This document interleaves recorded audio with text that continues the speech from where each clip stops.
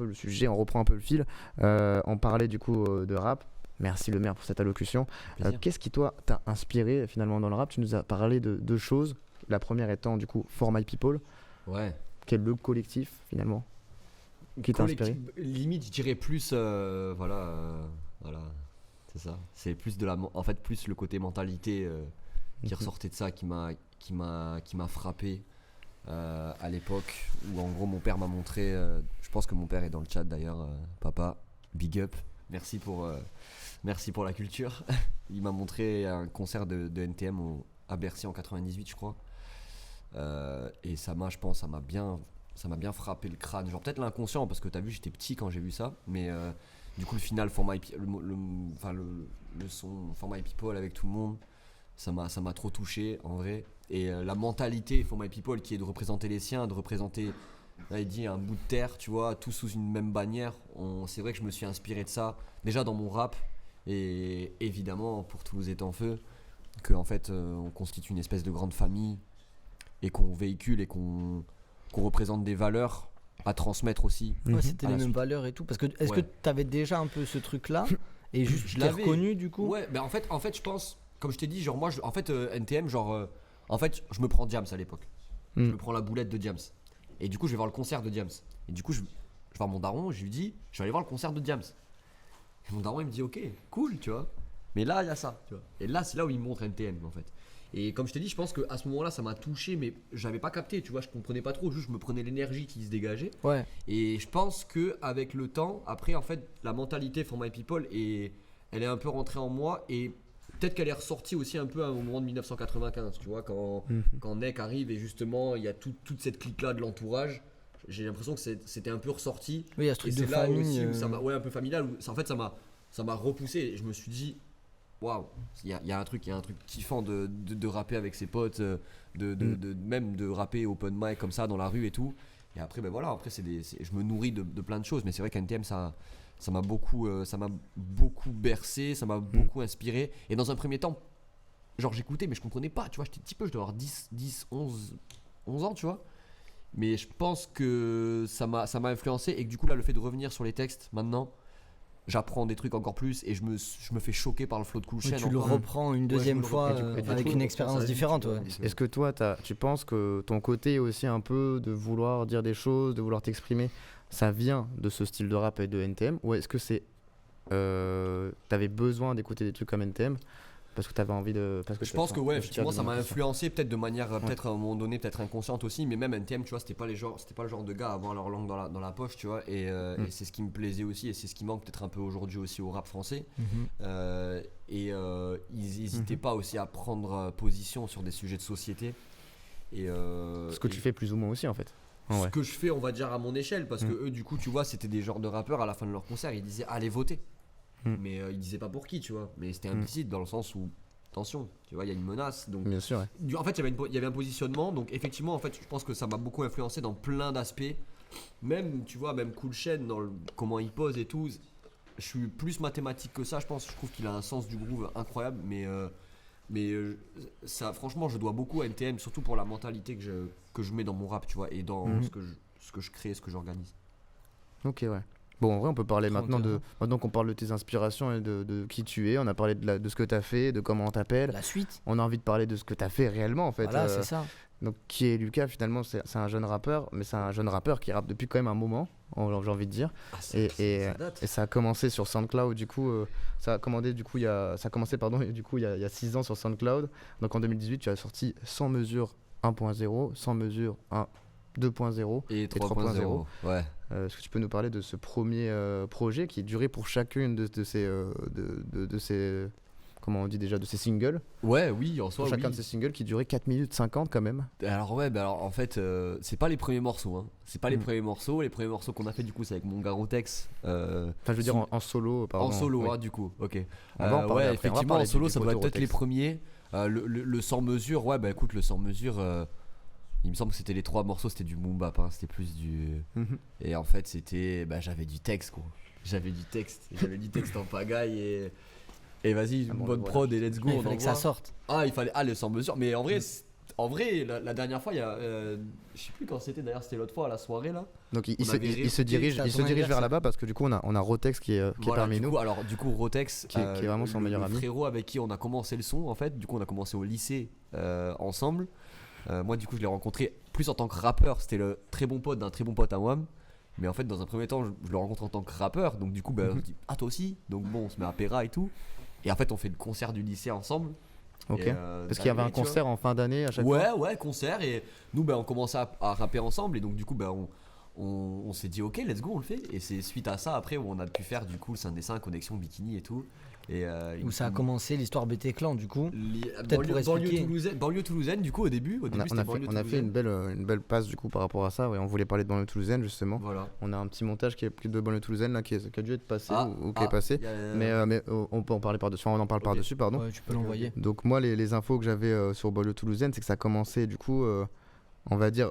Au début, toi, de ta formation rap, on va dire. C'est tout début, quoi. Ah ouais, c'est en même temps. Et derrière, en fait, vous avez sorti des produits sur YouTube, dont Cassette, dont plein d'autres choses.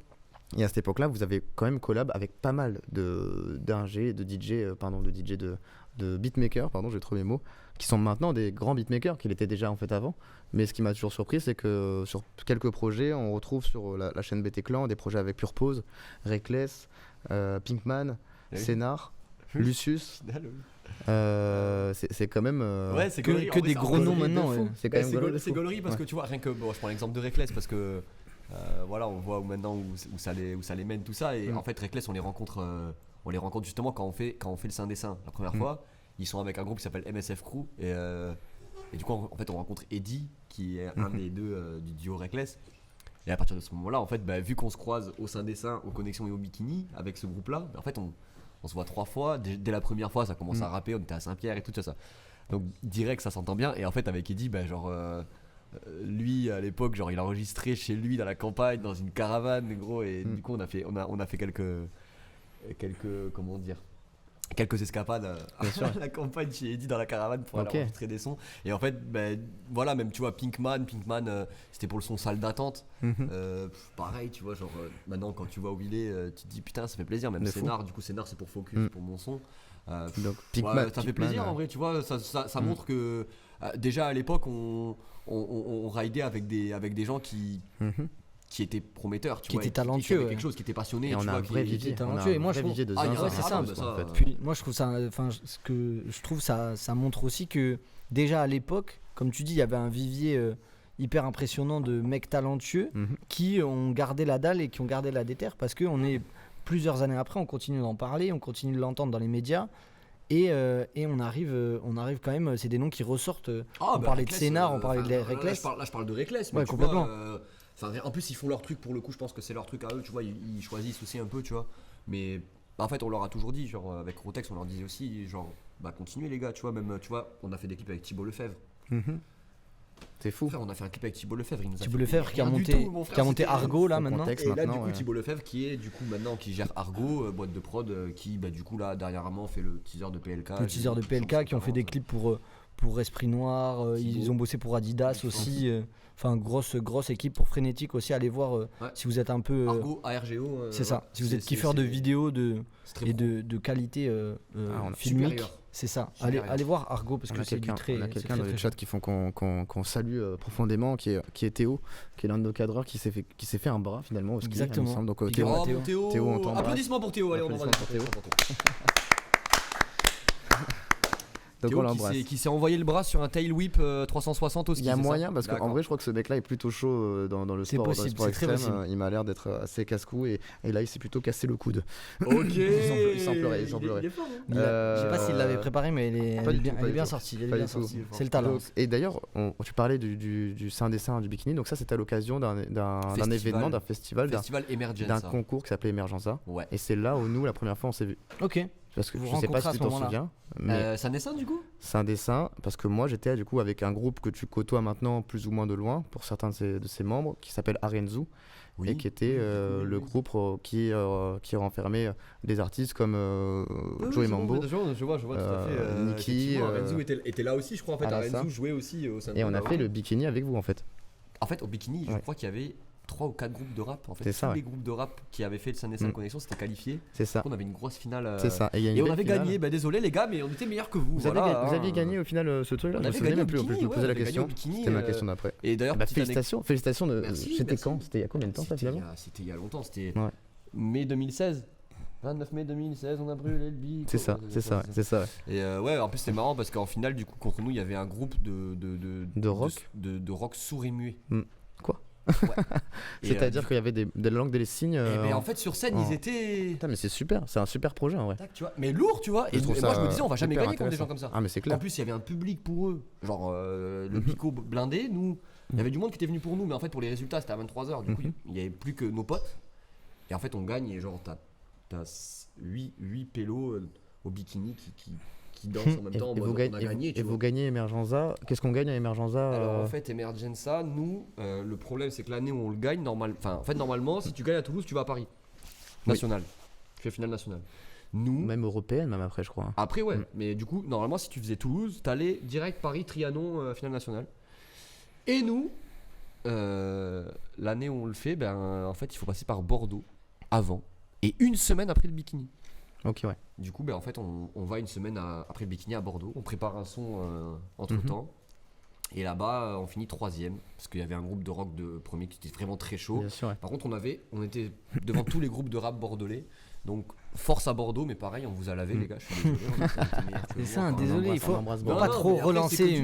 C'est que du love, tu vois. Mais on avait préparé Bordeaux une semaine en plus et tout, tu vois. Donc, c'était sympa, c'était une très bonne expérience. Ouais. C'est clair. On se régale. En vrai, ça régale parce que du coup, moi, j'avais l'impression de te connaître sans te connaître. Et après, on s'est rencontrés à travers le Winger et tout ce qu'on a pu faire ensemble. Et ça, c'est quand même des beaux souvenirs.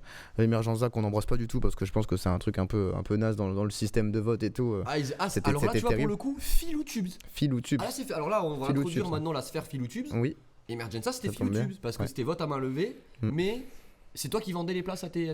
Tu devais vendre des places toi-même et du coup, je pense pas que c'était. Tu avais de chance de passer. Oui, donc en fait, ta communauté. Plus tu leur apportais déjà. Tu avais de chance de passer. Très bien ficelé, très bien filouté. Pour ceux qui se demandent, moi je ne rappais pas. Évidemment, je ne rappais pas. J'avais des collègues qui étaient rappeurs, mais je les accompagnais parce que j'avais participé au même concours, genre 5 ans avant, avec un groupe de rock qui était composé de mes frères. Et nous aussi, on l'avait gagné, mais on l'avait gagné à l'échelle régionale. Et on avait joué aussi sur une scène et tout machin. Mais j'ai joué entouré de grands talents. T'as gagné quoi, toi? Moi, pas grand chose. Moi, j'ai gagné au foot dimanche dernier. C'est vrai, il a gagné sur un. J'ai gagné au foot dimanche dernier et les caméras étaient là. Elles ont pas filmé quand j'ai fait les belles actions, mais j'ai gagné au foot. Non, mais j'en profite pour donner une belle anecdote pour ça. C'est pour ça que je veux dire. Donc après, il faut que je remercie quelqu'un en particulier par rapport au foot. Mais pour cette anecdote-là d'Emergenza, quand nous on a participé avec Arenzo, on devait avoir un DJ et ce DJ nous avait lâché au dernier moment. Et du coup, mes potes que moi je coachais scéniquement plus ou moins avec un peu de connaissances que j'avais parce que n'oublions pas que j'avais 18 ans, tu vois, m'ont embauché pour faire le DJ, mais on a fait pour de faux, tu vois. J'avais mis une tracklist qu'on avait collée et je faisais semblant de faire le DJ et c'était une superbe expérience. Et c'était la première fois que j'allais au bikini et j'étais sur cette putain de scène. Et c'est passé. Et c'est passé le bikini en tant que DJ. Et ouais. Voilà. Nous on avait ramené notre gars Toto au platine, big up Toto. Bon, je suis pas sûr que tu regardes, mais on est ensemble, bref. Ah ouais, il est maçon et tout, il a pas le temps. Et il y a le daron. Ouais, pareil, on avait ramené un DJ en mode. Le gars il faisait DJ vite fait aux soirées comme ça et du coup on l'a ramené au bico, c'était marrant. Parce que vous aviez un mec qui vous coachait qui vous avait dit il fallait forcément un DJ. Pas du tout. Nous on avait un mec qui nous coachait, tu sais il y avait un mec d'Emergenza qui te suivait, qui devait être avec toi et tout machin tout le temps. Vous avez pas ce mec là qui était venu avec vous? Nous c'était une sorte d'Aristide, ouais, je crois. Je crois que c'était son prénom. Non, on avait préparé ça. De vous-même, ouais. En tout cas, c'est une superbe histoire et je pense que c'est des bons souvenirs. Alors, il y a le daron du 17-17. Est-ce que ce serait pas ton daron, le daron 17-17? Oh, ça c'est possible. Là, tu vois, j'ai la courbe là, justement là. Donc, bon, si c'est le daron de c'est quoi le message? S'il y a Titi dans le message, c'est mon daron. Bon, ça y est, j'ai trouvé Jolie Veste. Ouais, ok, c'est sûr. J'ai trouvé le lien, joli veste, celui. Big up au daron, gros big up au daron. Qui nous a fourni un bel usufruit finalement. Ah ouais. J'en profite pour remercier du coup le FCV qui nous a permis big up au FCV qui m'a permis de jouer cet après-midi. C'est pour ça que j'étais en retard du coup au live parce qu'on a fait un petit foot entre copains et voilà et on y allait dimanche et il a fait quand même un beau petit pont. Moi j'ai une vidéo que j'ai mis dans ma story récemment. Un contrôle horrible mais un petit pont pas dégueulasse. Contrôle horrible, j'avoue. C'est pour l'histoire. Et écoutez, c'est pas moi qui le dis, c'est le chat de Thierry Pelouse. Voilà les belles actions de Maël en question. Bien sûr. Rien du tout, il n'a rien dit. On dira rien sur ce commentaire-là. Peut-être les. Voilà. Donc on a Rotex, big shout out à Rotex aussi. Plaisir de l'avoir avec nous sur le plateau, qui est venu t'accompagner.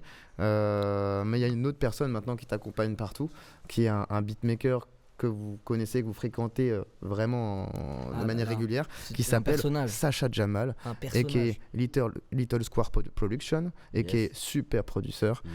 On l'embrasse. Tu l'as rencontré sur le clip de Brigade, donc avec Arnaud Anton. Et après vous avez fait des après-midi, où vous avez commencé à rapper chez lui, et c'est un peu avec lui que tu as développé, ce que les gens peut-être savent pas, ton talent à faire de l'improvisation en fait. Alors déjà ça me fait kiffer le fait que tu dises ce truc de Brigade, parce que j'oublie toujours ce truc là. Alors effectivement, Sacha est venu sur le clip de Brigade en fait, et on se connaissait très peu, et la première fois qu'on s'est vu en gros c'était chez lui, mais on n'a pas fait de son, genre on s'est très mal entendu direct. Et en fait le côté impro, effectivement, parce qu'en fait il y a eu un moment donné où en fait j'allais chez lui, on arrivait l'après-midi, on n'avait rien, et on se disait ok, on fait un son. Et du coup dans l'élaboration du son, forcément moi j'allais en impro, je venais, je partais, je ceci, je cela. Donc j'ai aiguisé effectivement mes crocs en impro avec la jamalerie. Mais je dirais qu'avec la jamalerie, ce que j'ai le plus là où j'ai le plus appris, c'est plus dans comment vendre son art, et comment se stratégiser tout ça. C'est quelqu'un pour moi c'est quelqu'un qui voit plus loin que les autres.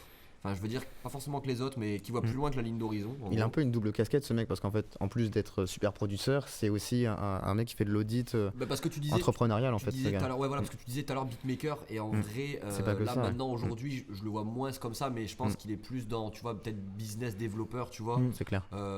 Et aussi dans la communication, vachement, parce que du coup, comme tu dis, il bosse avec Little Square Productions, du coup, avec Lucie, qui elle fait des photos. Donc, du coup, la boîte de production, c'est un petit paradis à elle toute seule, et le travail est très propre, et c'est, voilà, je le dis tout le temps, hein, partout où je vais, que sans Sacha Jamal j'en serais pas là, enfin Toulouse est en feu n'en serait pas là aujourd'hui, ça c'est clair. Oui, ce serait pas au même niveau, et ce serait pas fait de la même manière aussi. Voilà, il a vraiment amené un truc, une dimension au projet que j'aurais peut-être pas réussi à comment dire, accéder tout seul, pas trop français, hein, mais on a compris le truc.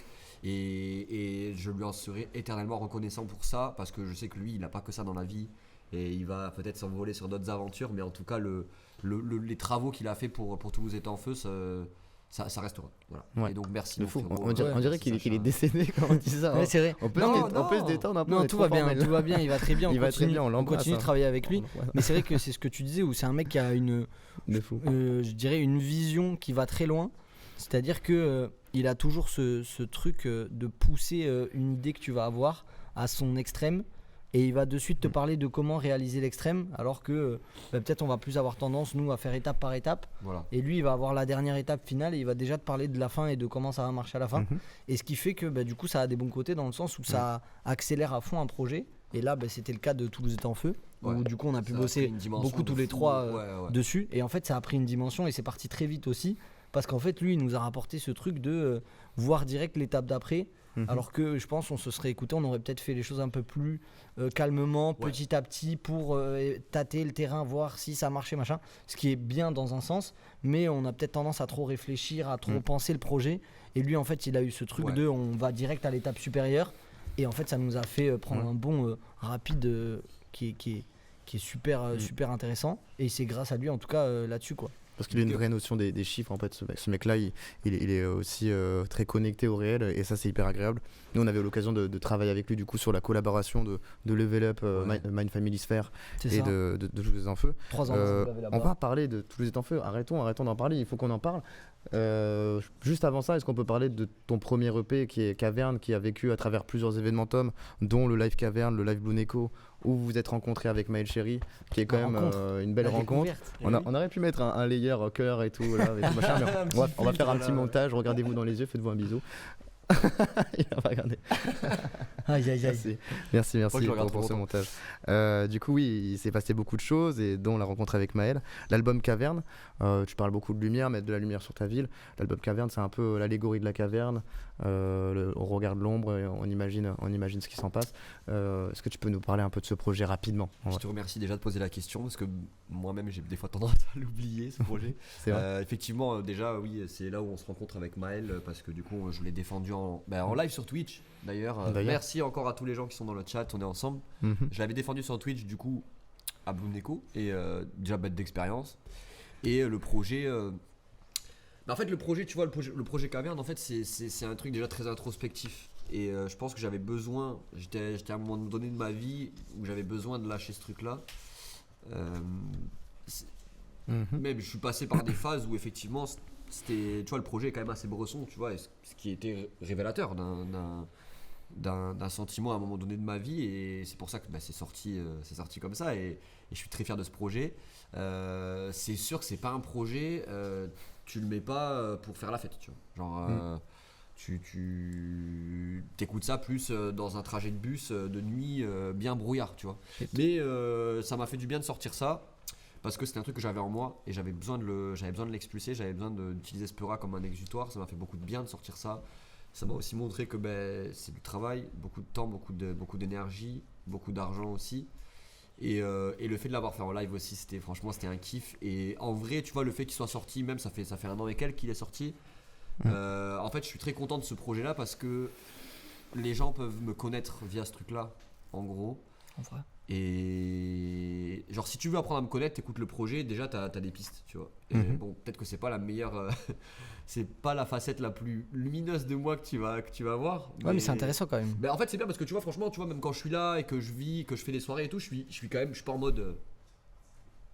Oui, t'es pas un mec bresson de base. Non, tu vois, mais en vrai, je suis traversé par des choses qui des fois sont bressons et qui des fois touchent, tu vois, comme tout le monde ici.